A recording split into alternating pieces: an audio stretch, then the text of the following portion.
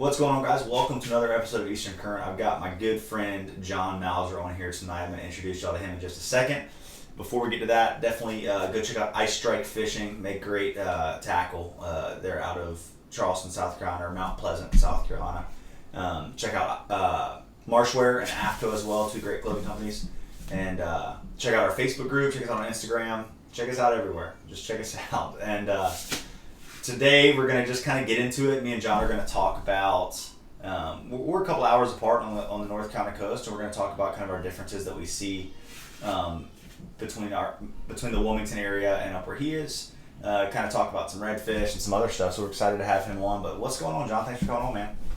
Hey, Jud. Thanks for having me, buddy. Yeah, for sure. We've talked about that. It seems like once a year for like the past 3 years, I've been like, God, I've got to have John on. I text him, and then we never make it happen, and then finally we're making it happen. So that's right. Awesome. Well, how you been? I've been doing fantastic. Extremely busy, but it is July, so I guess you should be busy this time of year. But no, everything's been good. Family's been healthy, and fishing's been pretty good. Awesome. So. Awesome. How has this weather we kind of had the past little bit affected y'all there? Yeah, so I'm gonna rewind that back where I said fishing's been pretty good. We've actually we struggled a little bit for the last couple of days after Elsa. Yeah. We had I'm not sure when this is gonna play, but we had a tropical storm like 7 days ago, and it just the past 6 weeks we have like a monsoon, and then it's doesn't rain for like 6 or 7 days, and the water clears up, and then we get rain, and then it clears up, and then but Elsa dumped a lot of rain and really turned the surf up. So we've dealt with a lot of muddy water, and it's been a little bit harder than normal. The early morning bite's been good on redfish, but we've had to, I'm very much a fly guy and like a topwater walk the dog type guy. So we've had to strip it down and go to some more basic stuff like popping corks and bait with that dirty water, the fish being a little pickier, but starting to pick back up, and hopefully in the next couple of days it'll be back to normal summertime fishing here. For sure, man. It's funny how it seems like sometimes we get a storm and it'll get a little dirtier or flush it a little bit, and it'll like be really good right afterwards. Sometimes we'll get storms that'll mess it up. It's always kind of, I'm always curious to see what it's going to do, because like the right amount of a little bit of rain and cooling the water off can like fire things up, and sometimes it does the exact opposite. So and we were talking before the show, it seems like it kind of cleaned up down here a little bit quicker than it cleaned up there for you. And what do you were kind of hinting at maybe the fact of how the coastline's different, a little bit more south facing. That's kind of what does that, as far as y'all get hit a little bit harder by that storm. Yeah, I think our beaches, so I'm basically fishing Swansboro to Cape Lookout, and the Crystal Coast area, it's predominantly just a south-facing beach. So in the fall and the wintertime, it's fantastic because you get your northeast winds predominantly, and it's like a lake out there, and you can fish a flat skiff off the beach. In the summertime, though, with the south or southwest winds, we've always got more winds coming on shore. You're dealing more with 3-footers 5 seconds apart on average down here in the summertime. And usually, near shore it might get a little bit muddy after a storm, but it clears up pretty well. But I think it just kind of mudded everything up pretty good. The Spanish turned off for a few days. They're starting to pick up as it's cleaning up. Normally for me, if I can get close to an inlet, if we're fishing for redfish, in the marsh, behind the inlets, within eyesight of the inlet on an incoming tide, that water gets very clear for us. I call it Gatorade water, basically, that blue and green water that comes in. And we just hadn't seen it the last few days, but hopefully it'll turn back around for us soon and start to clean up. It's always so nice when you're you're getting a big flood tide or something like that, and you run past the inlet and you got that green, emerald green water coming in. People are always like, man, this looks like when we were in the Keys. This water's so clean. It's so weird here because we can be going down the intercoastal waterway, and say we're heading south, and we hook a right into the mainland area. And those creeks, it can look like chocolate milk. Yeah. And we're in 6 inches of water trying to see the redfish's backs from an inch under the surface to be able to even see that fish. And then we can, zoom out, and 5 minutes later we're behind the barrier islands, and you can see 3-4 foot down. Yeah. And it doesn't take more than 500 yards difference to go from chocolate milk to crystal clear water around here, just depending on where the runoff is and where the inlets are. It's funny how unaffected by like heavy winds or like excessive rain, how those two different types of water kind of can live so close to each other without affecting each other. Like it can be just the way that the tides move. You can have that dirty water really close to that clean water without it blending much. We see that in some of the areas down here as well.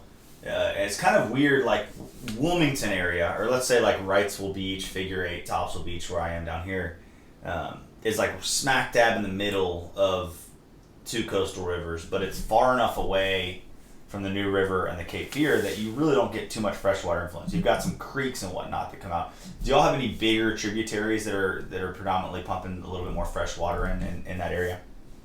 The bigger ones we have is just north of where I fish is the White Oak River, and then just south of where I fish is the New River. Mm-hmm. And so you'll get a lot of fresh water from there, but a lot of the dirty water we see is just all these mainland creeks. We've got creeks that you can, they may snake a quarter to 3/4, maybe even a mile back into the woods. A lot of this is like along Camp Lejeune, basically south of south of Swansboro. Yeah. It's just, there's just so much runoff, I think, that just comes off the land there and all the farmland, and it's just, that water's just super, super dirty. I mean, it literally, it's like, it either looks like root beer or it looks like chocolate milk, and on a good day, it looks like sweet tea. Right.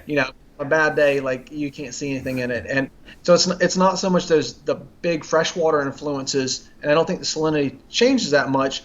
It's just there's so many of those mainland creeks. It's, it may be every 500, every 1,000 yards, there's a small creek, and all the mainland's draining off from that, and that rolls right into the ICW. Yeah. It's crazy. That's my every episode. I have like something that I say a bunch, and tonight it's crazy, but I'm conscious of it tonight, so it's annoying me. But I used to say at the beginning of the podcast, people always made fun of me because I say I like it all the time. I was like, I like it. Yeah, we got a bunch of those coastal or those inland creeks as well, and I don't fish a lot of our inland creeks that are close to where I am that are worth poking around in are very heavily covered with houses, and so it's something I don't mess with much in the summer. A lot of boat traffic going in and out of them, but in the wintertime especially, like those can kind of shine in the winter when that's a little bit dirtier bottom and the water stays maybe a little bit warmer. Do you find yourself fishing those creeks that cut in a little bit in the summertime much? Year round. Nice. Pretty equally year round. So what we have is, we're a little bit lucky because I can turn out at like the local boat ramp that's right down the road from my house, and I can run about a mile or two, and then we're on the military base on Camp Lejeune.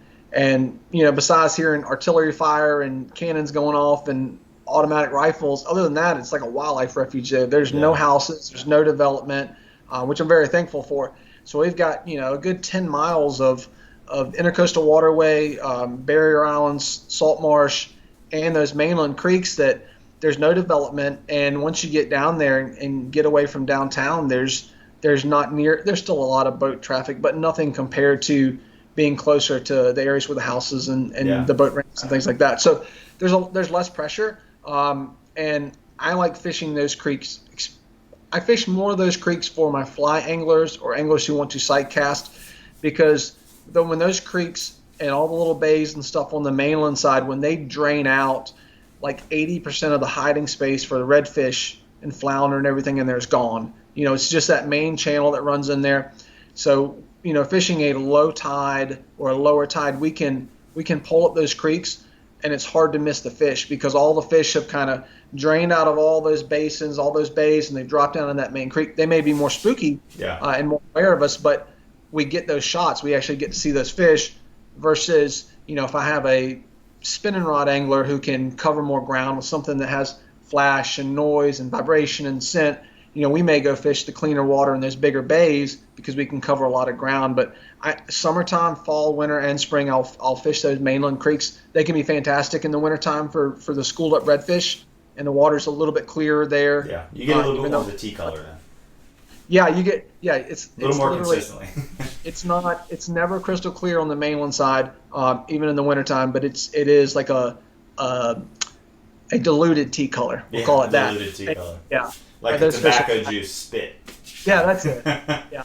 That's. I think that ours would fish like that as well.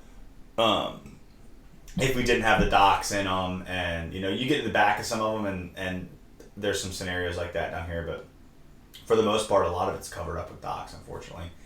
But what you're explaining is a lot of how our lower Cape Fear River fishes, because we've got a lot. It's a pretty much the same type of, and I also think like in those scenarios where you get that little bit more brackish, you have a lot of shrimp. I think that has a decent amount of like play with how those redfish act too. They'll kind of get up shallow on those banks and belly crawl and a little bit, and at least that's what I see down in the Cape Fear River. And that's always fun for a fly client. Like every sight fisherman wants to be like, are we going to see them tailing today? Like they want to see tailing fish, and so 24/7. 24/7. They always tail. That's what they do here in North Carolina. They're always tailing. Well, sweet. Real quick, the other thing, those smaller mainland creeks that we fish year round. One of the things that most people probably don't think about, but really makes for a good creek versus a not so good creek like that is finding the ones that have the holes in them and the sloughs in them. So you may have a creek that goes back a half mile or 3/4 of a mile, and if it all drains out and there's only 6 inches of water in there at the most at low tide, it's probably not going to hold those fish. But we've got a lot of those creeks that may have 2, 3, 4 holes that they may only be the size of a swimming pool, but at low tide when everything else is 6 inches deep, they hold may only be 12 inches, maybe 24 inches of water, but those fish will stay in there for months at a time. I find that those fish in those mainland creeks will stay there longer than fish that are in like the bays behind the barrier islands, whereas those fish are kind of a little bit more transient in the summertime. Those fish will hold longer in the summertime for us in the mainland creeks. So that's one of the things that I do like about that. You can go into a creek, and if you fished it a few times, you'll know at low tide where those fish will sit in those holes. Yeah, for sure. Let's talk a little bit about if you are fly fishing for fish in your area.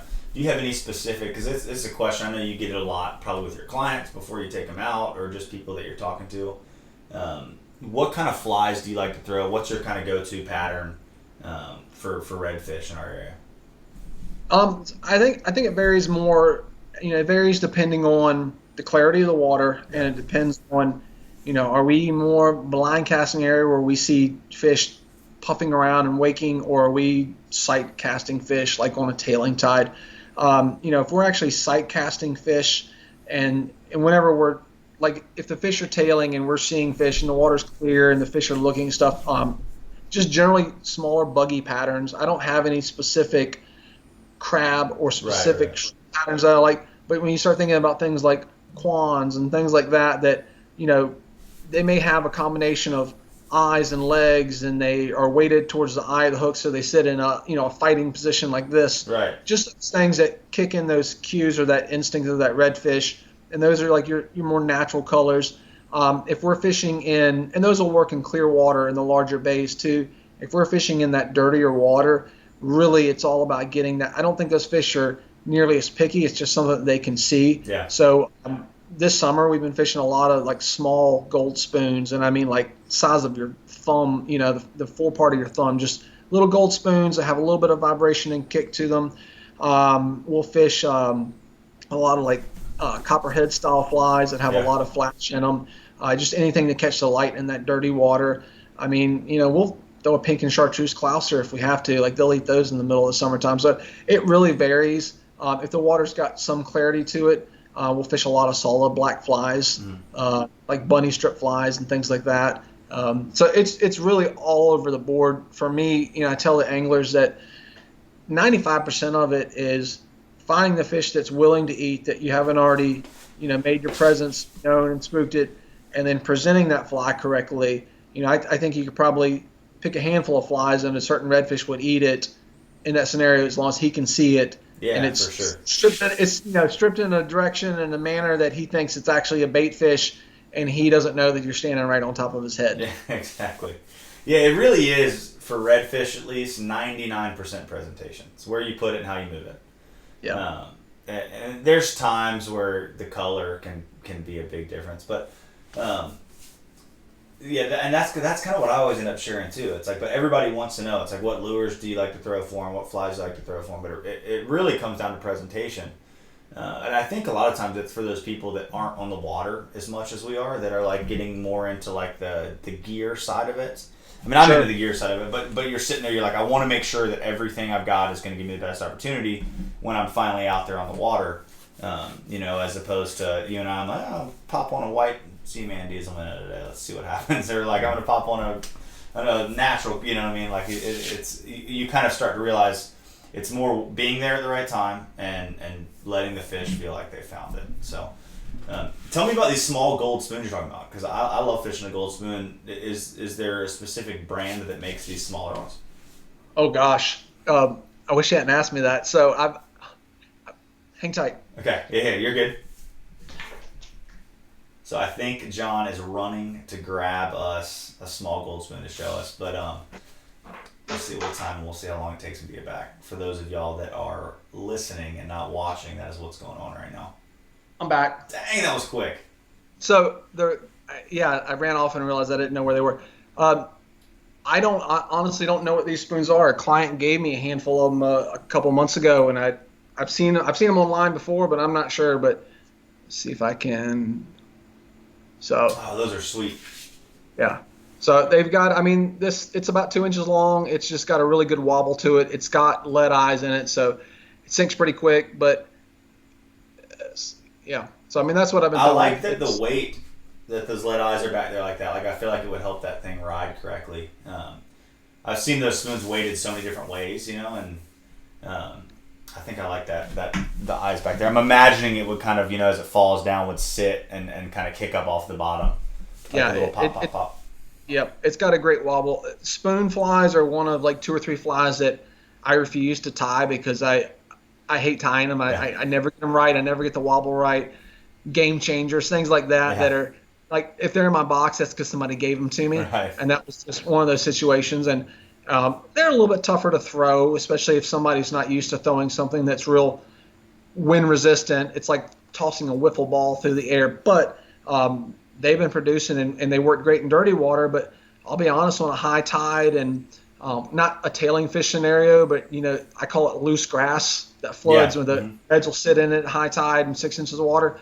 They're eating it in crystal clear water too. So this is one of my confidence flies right now, and it's probably going to be on one of the 2 rods in the boat, and we're going to fish it until we see it go in front of like 2 fish's face and they refuse it. Then we'll switch it. But I think a lot of people keep going through and trying different flies, and they may not have actually presented it correctly to that fish. So we'll fish a confidence fly until we know we've given a good presentation to that fish, and if that fish refuses it once or twice, then we'll switch out. And sometimes it is a fly. And we had days like in May when I think they were eating blue crabs, and we went through like 6 different flies, and I didn't even have the right fly. My client had a permit box, and he opened it up and had some little like olive and blue crab merkins, and we threw it in front of the fish, and the fish ate it right away. So there are those like 5% of the time. It's cool when they do that. Yeah, but a lot of time it really is that presentation, or that we're finding the right fish. Yeah, definitely. It is fun. Like I see that in the winter a lot, where you're sitting there trying to play through your flies and figure out what they want to eat. Like yesterday, they were eating tiny white things, and like, but it is cool. It's annoying if you haven't caught any, but it is fun when you got to kind of play that game a little bit, figure out the pieces of the puzzle, what they're going to eat, and crab flies are something I never have on the boat, so that's good. Good and stressing. It's good to know and stressing me out that sometimes that can be the case. But I need to find who makes those spoons. If you figure out, let me know, because I'm gonna grab a couple of those. Okay. And having something with a little flash like that on the fly rod is so nice for blind casting. And I don't know about you, but in a lot of the scenarios when I end up blind casting fly fishing, it's not like, oh, we're gonna sit there and just blind cast at the bank the whole time. But it's like you're working an area, and that a lot of times there's fish. Like I might not see them sometimes, but I usually mud one off these oysters, and it's like put 2 or 3 casts there, and having a fly that you can confidently like throw and feel like it's covering the water well, like that spoon. Because sometimes like a little tan or a little black fly, like you make a couple casts, but you don't feel like it covered the water very well. Right. I think that's one thing we notice and learn from sight fishing with a fly rod is how small a redfish's world becomes in the summertime. It's like it is focusing on the stuff that's like a foot around its face, and that's it. That's its whole world. So it's kind of intimidating when you get a client on the boat. You're like, oh man, I love this guy, but this is going to be hard to get that fly foot away from this redfish's face today. Let's see if we can do it. I think, anglers, one of the questions they ask me a lot of times when they are coming to fish for the first time on fly is they want to know, well, how far do I need to cast? Like, what's the average cast? And I think they're afraid I'm going to say like 70, 80 feet or something like this. And I tell them, I said, honestly, if you can accurately cast at 30 feet, you got a shot at least half of the fish. I said, we rarely hook a redfish more than 50 feet away.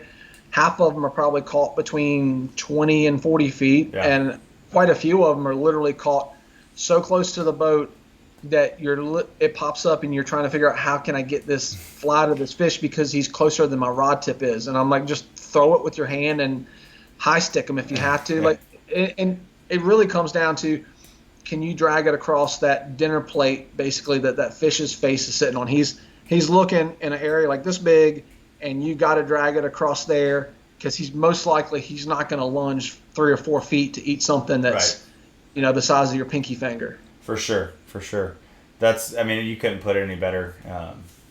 It is funny, and there's those certain times where you're like, dang, that fish saw that from a ways off, but it's usually like, you even watch when they're eating those shrimp, like they're coming down the bank eating grass shrimp or something, and there's 100 shrimp popping around their face like as they're moving, and they're just eating that one that's like right off their nose each time, So they're lazy. And I think when that water's hot, they just want to eat what's easy, and there's plenty of bait around, so making it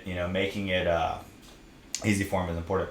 So if you were to explain to somebody sight fishing, whether with a fly rod or spinning rod for redfish, kind of go through how you break it down for a client in the morning that maybe you haven't fished with before. Like, this is where you need to land it. This is how you want to retrieve that fly or that lure. Does that make sense? Kind of what I'm asking. Yeah. Yeah. Cool. I guess the first thing I tell them is kind of how to see the redfish, basically. Because we're going to present a fly to them or a soft plastic or whatever. We're going to try to sight fish a fish and watch them eat. We need to find that fish. So we talk about mud puffs or smokes as far as help using that to sight those fish, just to kind of get an idea of where they're in the air. We talk about the difference between a mullet wake and a redfish wake because there's 500 mullet for every one redfish out there, so that they can start looking through all the chaos and finding that one redfish that's working through there. And then I just basically explain to them where that redfish's zone is, and I tell them honestly, like, your best shot is if that fly is going to come, depend on the clarity of water, anywhere from 12 inches in front of that fish to basically wiping his nose. Yeah. And sometimes it's best to not give that fish a long time to really look at that fly and think about it. It's to hit that reaction where he's like, I got to eat this right now or I'm going to miss it. And so we talk about angles. So basically, if that fish is going right or left, I tell him to, look at the speed of that fish and know you want to bring that fly 6 inches in front of his face. If he's moving fast, we may have to cast 10, 15 feet in front of him and wait. And if he's barely moving, we may only have to cast, it's like leading birds if you're shooting birds. Like, you may only have to cast a foot in front of them because you don't want to wait that long. Then I tell him, not just, if that fish is driving down the road, you're not just casting in front of his nose, you're throwing the fly across the street because you want him to see it with one eye and then you want it to cross his path and you want him to see it with the other eye. You don't want to plop it right in front of him and have it just start moving. You want him to think he found it. So we talk about angles. I think that a redfish is a lot more likely if that fly crosses his path going away from him to eat it because it's the prey and it's supposed to be scared of him, versus if you strip that fly at an angle and it's coming right at his face. I think a lot of times that will shut him down. Yeah. And then, if you have a fish coming straight at you, we talk about scenario of just casting, leading that fish about a few feet, waiting until that fish gets, a foot or 6 inches from it and stripping that fly and cat mousing it and just keeping it right in front of him to try to get his attention. And then we talk about scenarios if that fish is going away, trying to, cast close enough to that fish without throwing a fly line over top of them and spooking them.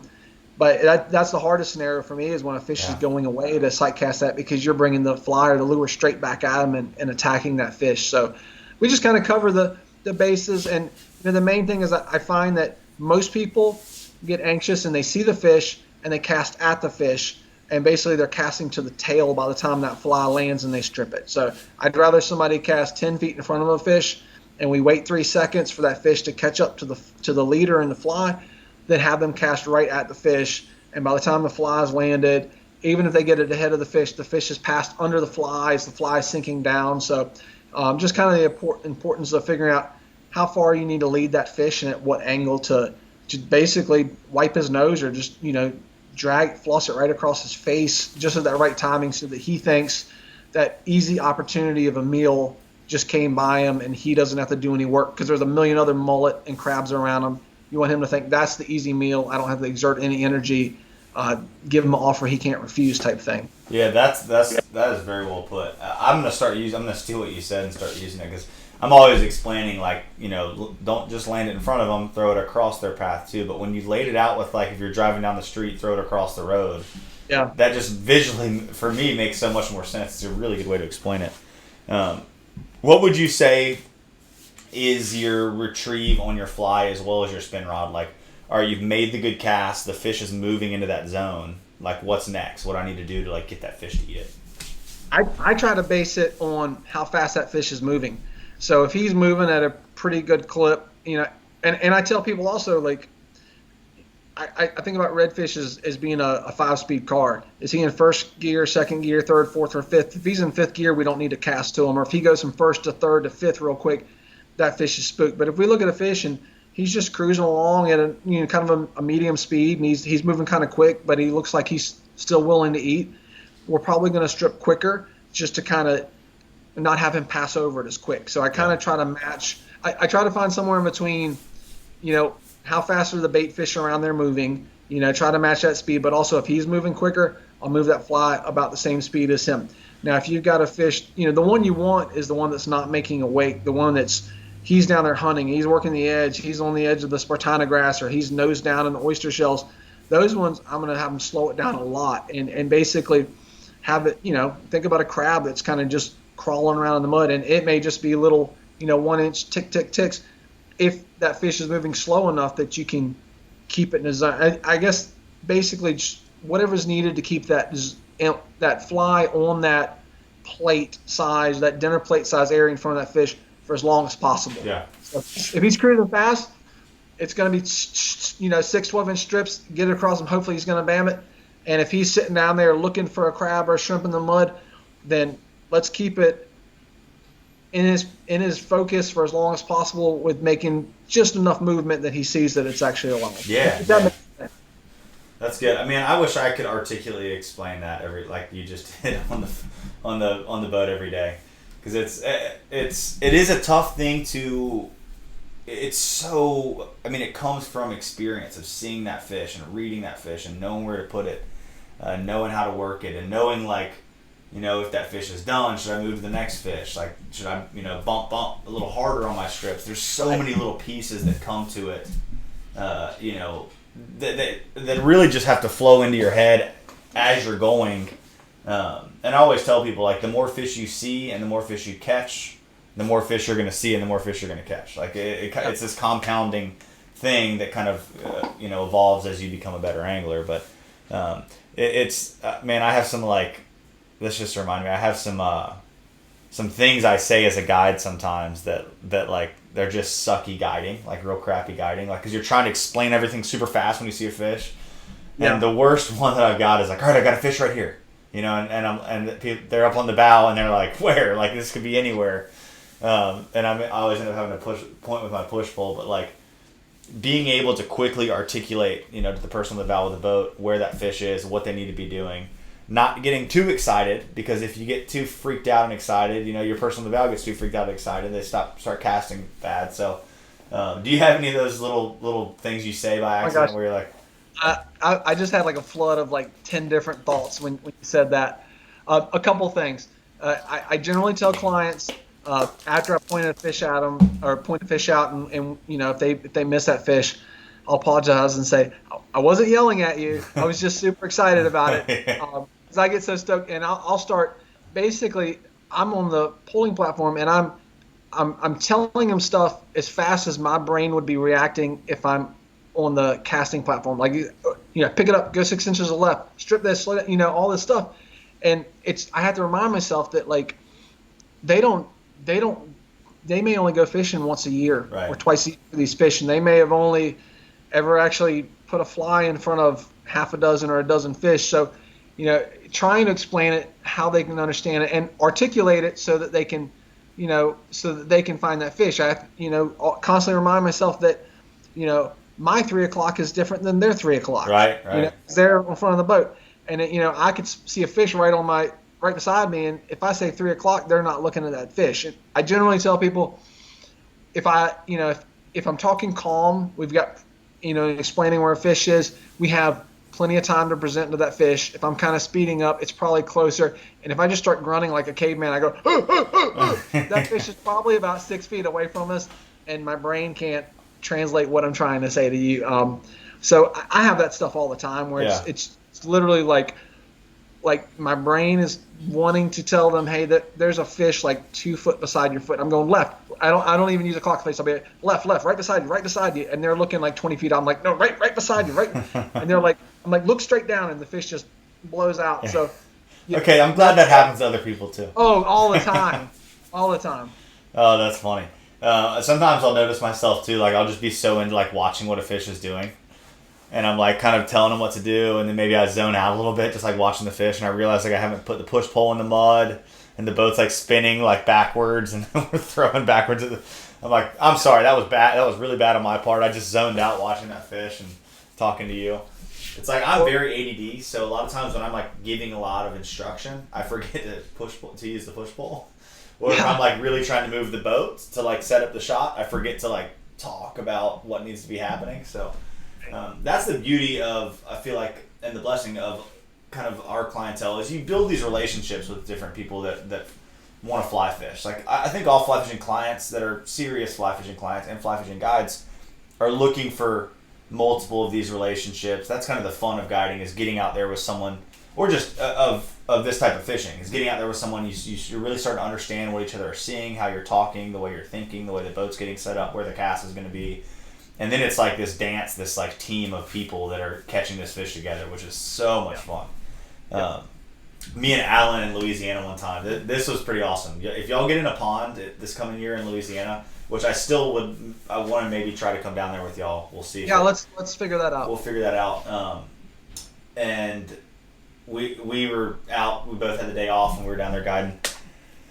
And we got up. I might have shared this on the podcast before, but we got up in a pond that was just loaded with like slot fish. I mean, just you know how it can be there. It's just like slot fish all the way down the edge.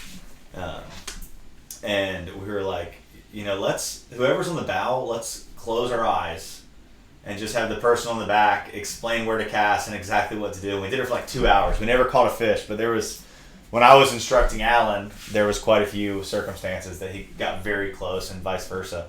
But man, that made you really focus on what you were saying. Like at the end, we're like, that's a really good, like, if there's such thing as like a guide drill, like get out there and practice your guiding. It was a really good way to really practice your words and like exactly what to do, and talking with the strip and where the fly needs to be. A couple times we both almost fell off the boat because you're sitting there like turning, and your eyes are closed, you're not looking. But that was pretty fun. That's cool. So this time of year, you've got the redfish going on, and it's crazy. We're already kind of almost transitioning into not fall, but I mean August is next, and then September after that. It's like, when do you start to see your patterns of your redfish change up there? Yeah, it's weird. I saw a thing today that said like today is officially like supposed to be like the hottest part of the year, and we're actually transitioning back to where it's going to get into a cooling period. And I'm like, man, summer's already halfway over. Around here, yeah, I know. Around here, generally it's more. So September is probably when I start to really notice a transition in these fish. Yeah. And it's maybe not so much with the switch of the wind, but the first thing I'll notice is I'll start seeing fewer fish on the flats that I normally would see. And this could be, just mud flats, or it could be, flood grass tailing situations where, man, like 2 days ago, like there was a pretty good number of tailers, and I'm not seeing as many of them. And then I look out across on the ICW, and I just see these 30-foot long schools of mullet just getting rocked down the intercoastal waterway. And I think that's generally for me when the mullets start to group up sometime in September. That's when I think the fish move, and they, right now we're mostly seeing single redfish or maybe pairs of redfish. In September, I'll start to see those fish group up a little bit better and move out and move into those deeper water areas. I don't generally fish the docks and things like that as much with what I do guiding, but that is the time of year when I would start focusing a little bit less on the flats and chasing in those deeper creeks and those channels and along the ICW where I'll start to see those fish moving. And I think it's, a month previous to that or a few weeks previous to that, the easiest meal for those fish was to go find some crabs and shrimp on the flat and gorge on it. And I think when those mullets start to get in those big schools and the other bait fish do, I think the redfish realize I can get more food without working as hard now that these mullet are grouped up, if that makes sense. That's kind of when I start in September. Yeah, and I keep saying, what do you see up there? And it is, and then it's so similar to me, but there is the little differences, for sure. But yeah, man, and even so, like you're saying, the deep water areas, like the inlets, the jetties, stuff like that, those fish get piled up on them because it's like, why not if you've got this high protein, large bait fish that they can, just, you miss your shot on one school, don't worry, there's another school coming like 15 yards behind that they can go after. So, what else do you kind of transition to fishing wise from here on to the fall? Yeah, so I mean, right now, it's until we can actually keep flounder, we're not really going to target flounder, although we catch them along with the reds. And we have big trout, like breeder trout that we're seeing on like the eelgrass and shoalgrass beds. We'll see those through September. But when we get into that September thing, we're still fishing tailors, but we're starting to get better nearshore fishing. So, we've got pretty good Spanish and blues right now nearshore. But it's going to get even better when you get into September, especially once again when that bait starts to move and you get you get 2 or 3 days of a northeast wind and then it goes back to southwest, and then a week later you get 3 or 4 days of a northeast wind. We'll really start looking along the beaches for Spanish mackerel, bluefish, and not just along the beaches, but in the inlets and sometimes even in the ICW. Yeah. Those albacore start to pop back up, and you get those like small sipper September albacore. Ladyfish, some small jacks. So you kind of get that nearshore variety. I love September as far as a transition month because you can go hit a big flood tide for tailing fish. If you get like a north wind around here, you can go on the flood tide in the morning, you can fish for tailors, and then you can take your skiff right out the inlet and go catch Spanish mackerel and bluefish and maybe some albacore all in the same trip. Yeah. Both those opportunities. So yeah, it's cool. The diversity, that's what I always tell people too. The diversity in September and early October is as good as you get around here. Yeah. You kind of get everything in full swing for that short little window. And there's some magical days. It's always cool when you can string together like 3 totally different things in a day of fishing. Yeah. Like, you're always rolling back like, man, I'm okay at this job. I'm a decent guy. As opposed to like beating your like, why am I a fishing guy? This sucks. But yeah, that's Jud, if you as a guide, if you could pick 1 month in North Carolina to just fish that same month over and over and over again, or a 30-day period, like what would that be? Oh man, that is such a tough question. Honestly, I would say July or August. On the really good days of like belly crawling, pods of tailing redfish like in our river systems. I just really like that, where you're getting shots like 1 or 3 fish belly crawling. And I know I just said I like the diversity, but like my favorite thing is like a fly rod in my hand or someone on the bow with a fly rod in their hand and throwing to those pods of like really shallow belly crawling fish. That's my favorite. But I guess if I had to pick one, it would probably be. I always tell people when they call and they want to come fish in North Carolina like September because of that diversity and being able to do a bunch. How about you? What would your call be? Same thing, probably middle of September to middle of October, because you can still do sightfish, redfish. You've got all your warm water stuff still here. You can still go out and fish the wrecks and do kings and AJs and things like that. And you got albacore starting to show up in the Spanish and blue. It's just nearshore's great and inshore's great too. Okay. I think it's September to mid-October. Yeah, it's a good time of year to be here. And the weather, man, that September you're starting to get those little bit cooler days. You're not sweating your face off all day long. So, well, cool, man. Well, thanks for coming on. Is there anything else you want to jump into? We had some other stuff we're going to try to talk about. I'm trying to kind of cut these at 40 minutes now because I look at my algorithm on there. And guys, if you're listening to this podcast and you're like, make them longer, leave something in the comments on YouTube or on the podcast platforms. But people just start dropping off at like 30 minutes. I'm trying to jam in real good information. I know we talked about some other stuff, and I would love to have you back on and continue to do some more podcasts. That's kind of what I'm trying to do is I'm going to bring on some other randomer guests like from further or areas further away, but have like a randomer is not a word, but I just used it. Totally random. But I want to have a core group of maybe like 10 of us that I'll kind of just from the North Carolina coast that I kind of hop back and forth with, and definitely would love to have you as one of those dudes that we get back on here some more. But is there anything else you can think of that you want to share before we hop off here?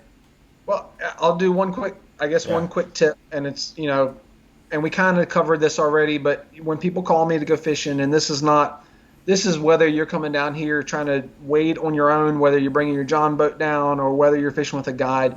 As far as inshore fishing and sight fishing, if you want to come down here and do it, whether it's on spin or fly, I generally tell people that there's 3 factors when sight fishing these redfish and these other fish shallow. It's your distance, it's your casting speed and your accuracy, and distance I really think is the least importance of it. Like if you can solidly cast 40 or 50 feet, you don't need to be a long distance caster to be successful in redfish here. Accuracy is probably the second most important as far as actually hitting that pie plate, but understanding that you're not casting at the fish, you're casting where the fish is going to be when he intersects that fly.